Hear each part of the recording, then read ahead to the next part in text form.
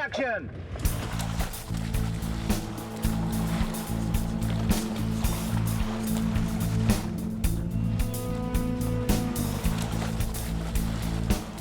I probably underestimated the beach. The kid couldn't make it out there. He really couldn't swim. Send him back soon, Mr. Jones. Close down about a half. Swim back, Adi. Come on, big dog.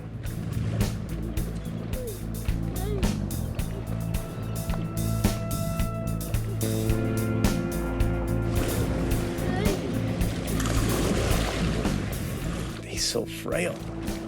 All right, stand up and talk. Stand up and walk toward the shore. I didn't exactly have to swim because the water was like this shallow.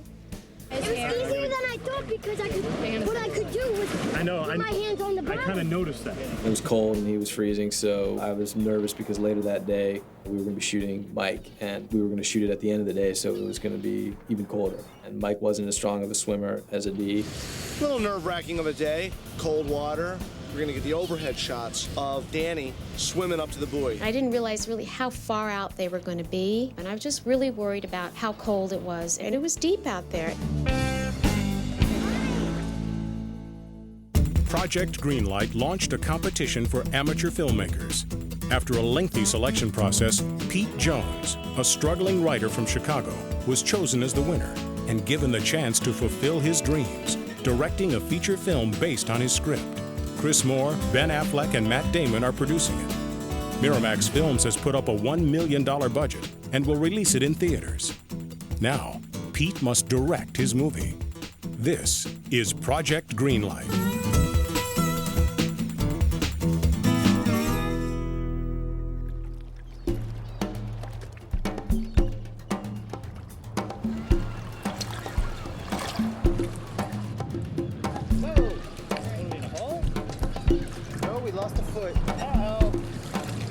It took us longer to put together the jib arm than I thought it would.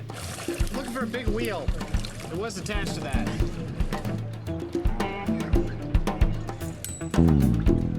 Putting 1,000 pounds of jib arm on top of a 6 or 12-foot scaffold in shifting sands is a dangerous proposition. Everything takes forever, and we're 150 feet from shore in 4 feet of water. Just all took a ton of time that you would never think about doing on land. I panicked.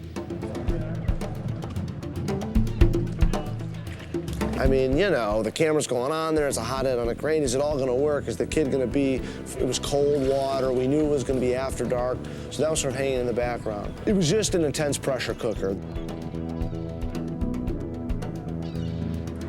We're now getting a reaction shot of a D, and then we're doing a D point of view of Michael. Is there any reason not to use the other camera?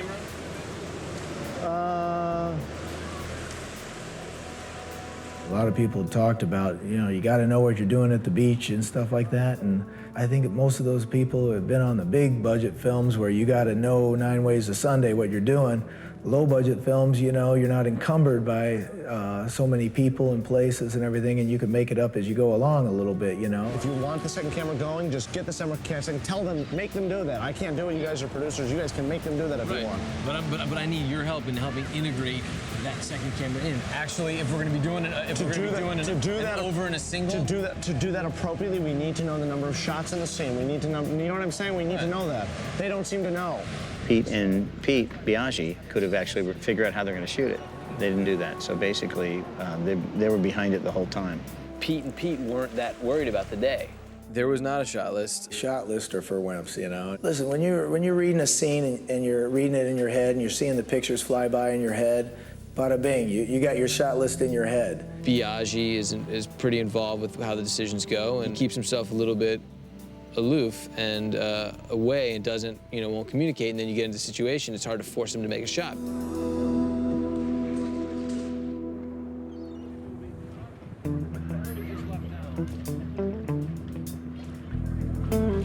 All right, here comes Cameron. Hey, the camera's here. All right. No. But this would be good to be doing some dry runs. You got like 5 minutes. We're saving some stuff for the end of the day, for magic hour, for sundown. We set up an overhead shot to look down, and hopefully we reflect the sky, the dark sky. There's an odd purple light that comes up at dusk, and maybe that happens everywhere. I don't know if it's unique to Chicago.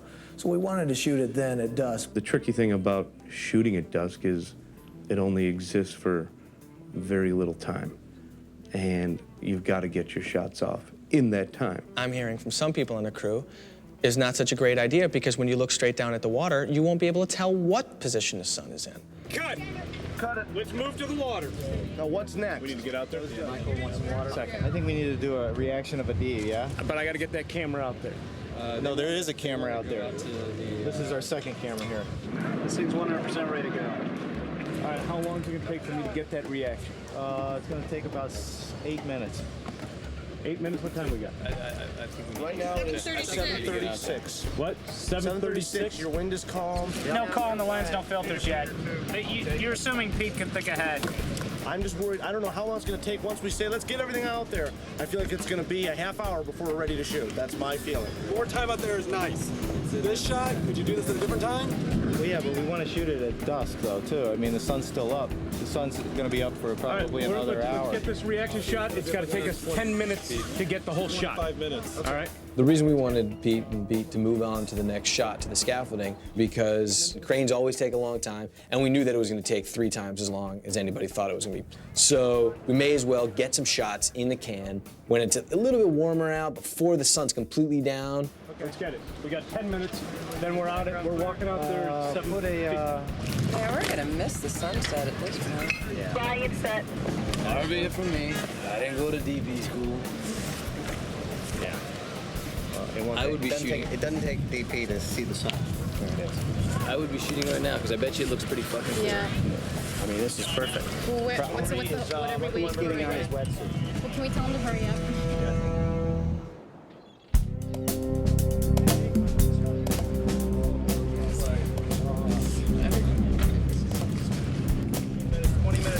After the sun's gone down, that's when we really want to be shooting. Can we get the first shot off while the sun's up there? Can we just start? No, because that's not what we want to do.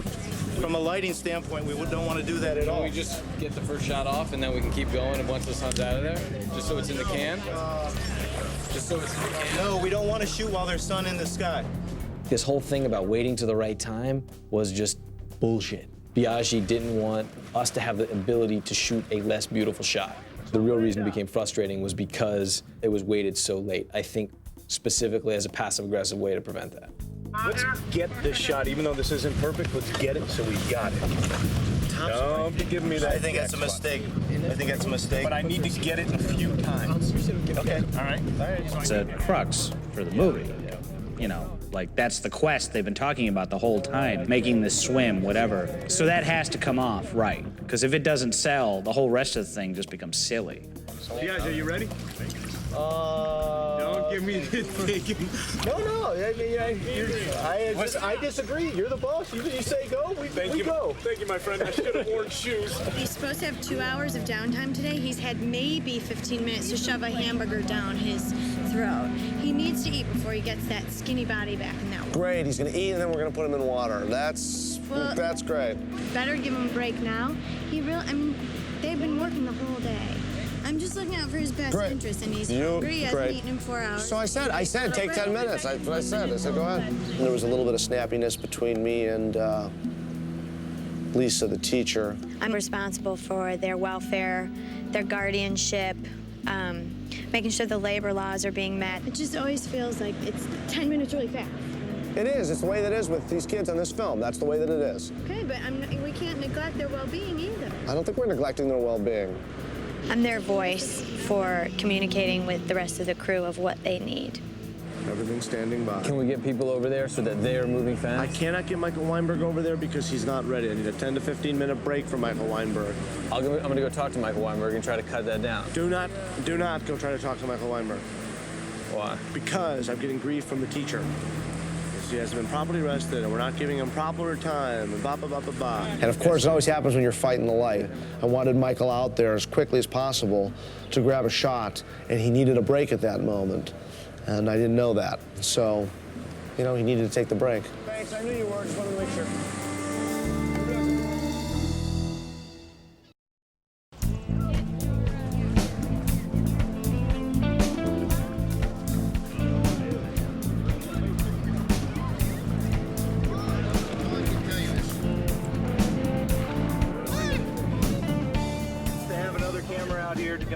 issue. If we wanted to have one on the shore, it would be even more ludicrous. We talked about having one right there. That conversation never took place to my ears. I've noticed every time he's under pressure, you can't talk to him. Hey, Under pressure, but obviously, we both had the conversation. It's not like I'm on camera for you. I had it too. I had it this morning. Great day for swimming, isn't it? Mike Weinberg, how you doing, buddy? Good. We're gonna do this shot now. You've been working on your floating on your back, right? A little bit. It's still a little hard, but. Like, hey, pal, like the whole movie is about you accomplishing that. Okay.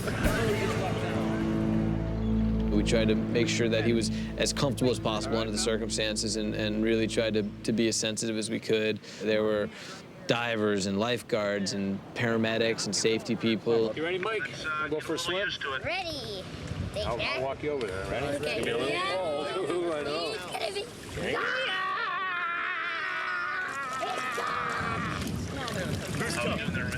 I'm not done. Yes. I was concerned. It was cold. He was cold. It broke my heart to think, my God, but you know what? He wouldn't do it.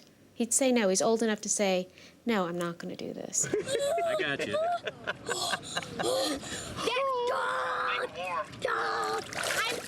right, we gotta get your head's gotta get wet, so we gotta dip you in the water. Oh, no. Dump your head underneath. Hold your breath. I know. Don't worry. Hey, we'll get used to it. Look how I'm. No. Okay. Put your face. All right, hold your breath. Here we go.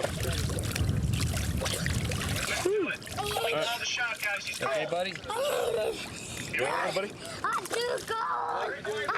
All right. Pictures up. Who the man? All right. Who the man? Go, he's cold. All right, let's do it. Action. Let's pull it tight.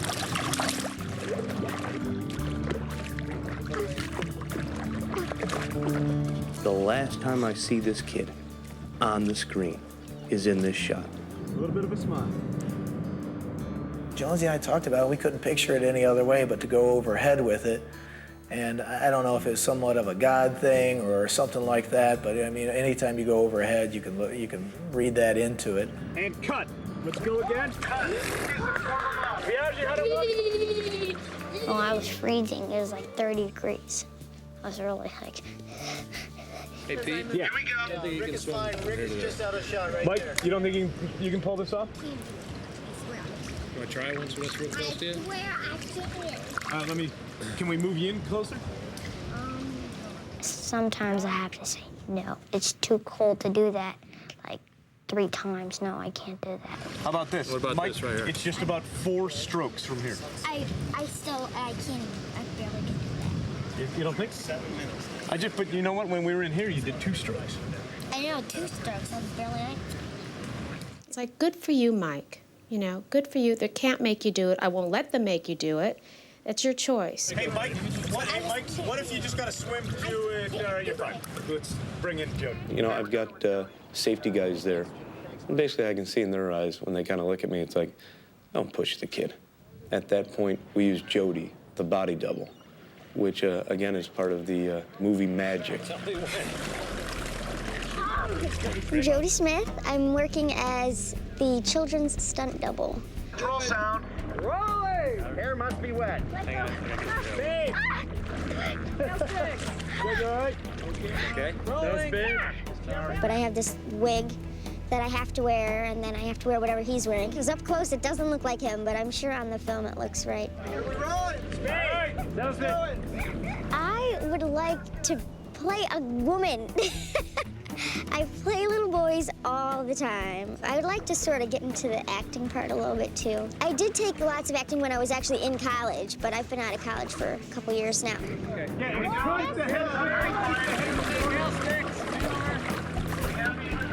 It's amazing the psyche of when the sun goes down. It's the end of the day drill, which means everyone panic, just get the shot, do what you have to do, get it done. Will you hold that boat? Could you do another one?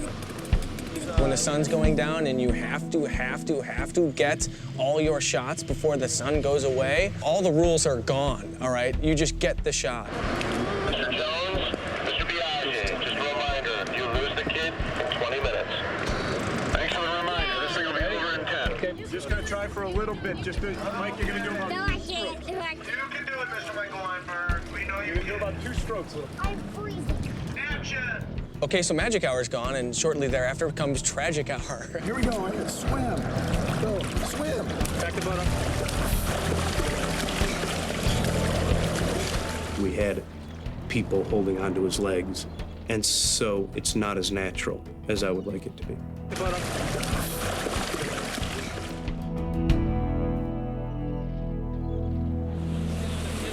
Coming up over his shoulder, silhouetted against the water, assessing it before he walks out there. Mike Weinberg? I fought to get the shot of Mike Weinberg walking to the water. No one wanted to get.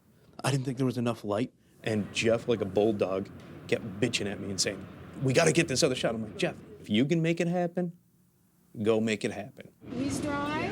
He's not shooting. I can do it. Yeah, he doesn't have to. He can do it. Great. Right? Thank you. Next thing I know, we got Mike Weinberg coming out again. He was freezing cold, and Jeff had convinced, his mom and Mike to go out. We have exactly 7 minutes to get Am I it done. asking a lot of things of you today? All right, let's go. We set. And action. Look out there. No, Mike, stand. Now test the water. Don't look at me, pal. But stand right here. You look, test the water, and then just walk. And action.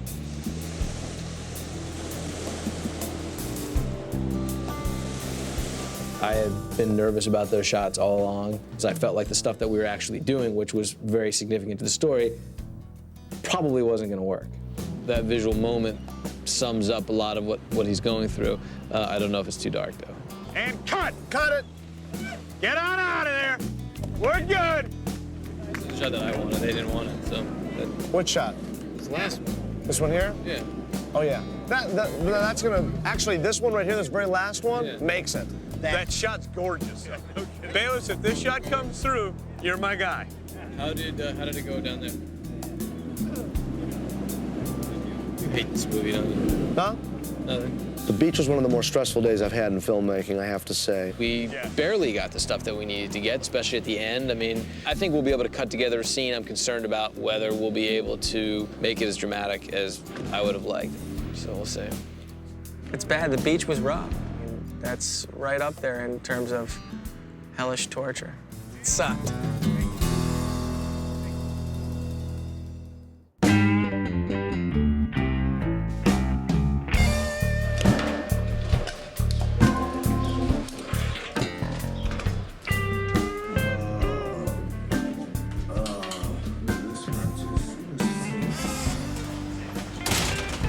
He goes, "Oh, 50% of the movie's done. The other 50%'s in post," and you're like, Yeah, you go back and edit, and you have all these pieces that you put together Yeah. to tell this kind of. "Yeah." So that part's daunting.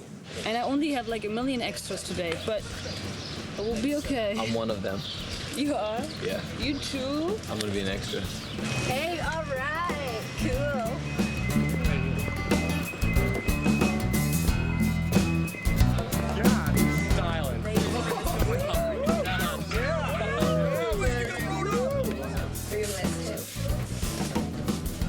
You know, I didn't find you very attractive until right now. You got total Annie here. Like that looks bad. I'm definitely not feeling terribly comfortable about it, but. Oh, come on. No, you look cute, honey. Stop. Jeff, I don't know what to say. But I can never have sex with you now that I've seen your hair like this. Jeff, Take that wig off. have purpose for the movie with your fro now.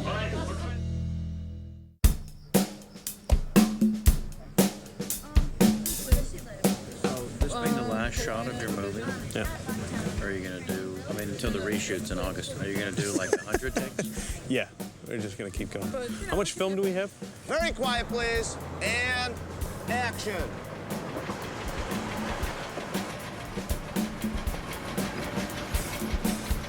No, we got ahead of ourselves. D went out the wrong side. Aiden, if you can, I wouldn't mind pulling up a little less. Yeah, what do we got? Okay, let's get all my background ready. Seconds away. This is picture, very quiet. Sounds good. And action.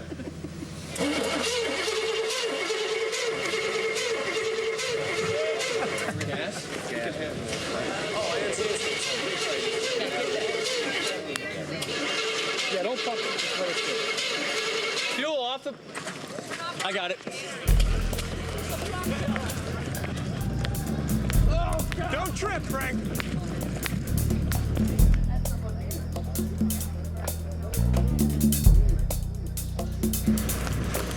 Why is it always me?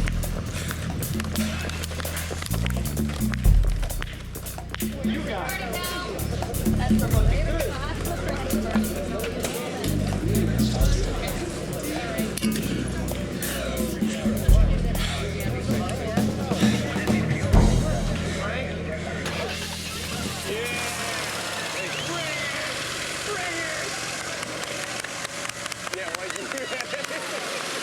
Ladies and gentlemen, Frank and Steve, come on! We had a fabulous crew. That's one thing Pete Jones may not realize, and he's going to realize it someday when he's on some other movie directing it, and the key grip goes in and says, I'm not doing that rig until tomorrow. I mean, Pete Jones had an absolutely first-class crew. Let's roll sound, please. And action!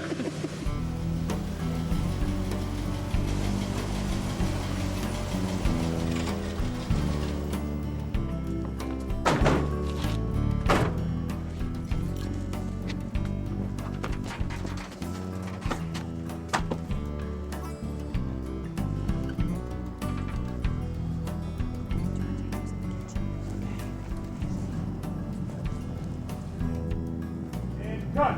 Cut it! That was good. One more for safety? No, I got it. All right, good enough. Let's check the gate. This is very exciting. Here. That is a good gate. Gate is good. The gate is good. Ladies and gentlemen, that's a wrap.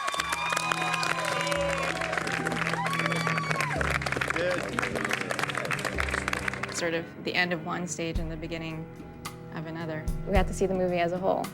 Not enough choices are the biggest problems they're gonna have. Ultimately, it's, you know, Pete's gonna have lost some shots. Had they had a real shot list, had they really understood it, I think having more swimming stuff would have been helpful now. I don't really know if better planning would have solved that. See, you say you don't feel closure. I felt it. Felt closure? I don't feel closure until that thing's finally cut.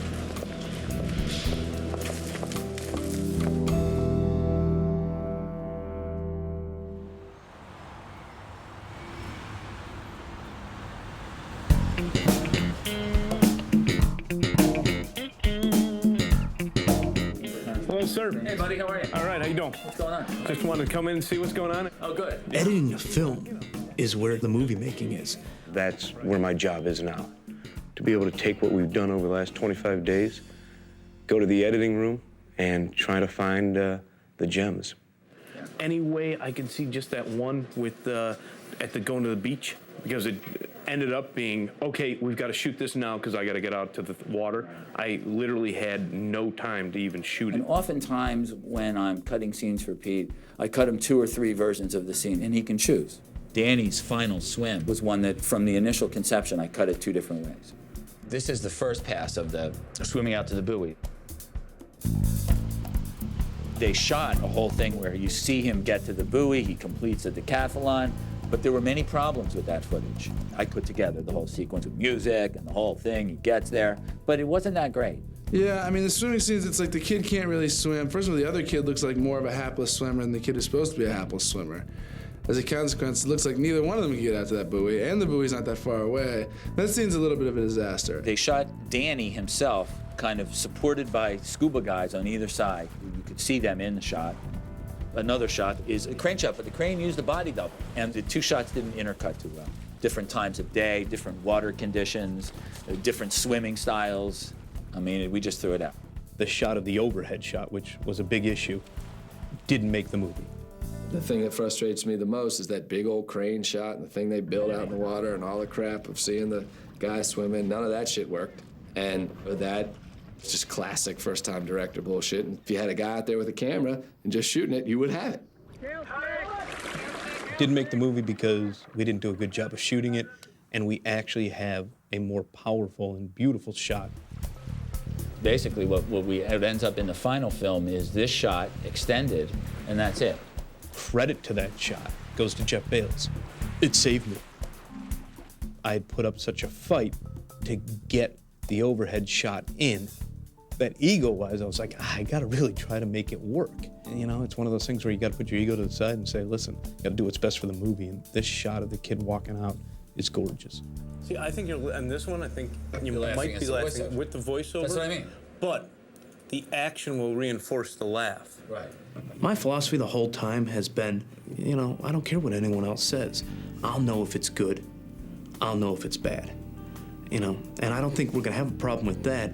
It's now a level of how good it can be. Jewish people can't go to heaven. Why not? Because they're Jewish? It'll probably get ugly because now that it has actual potential to be a good, successful movie, taste will get into it and experience, and, you know, got a lot of chefs in this movie, so I think it'll get tense before it gets better.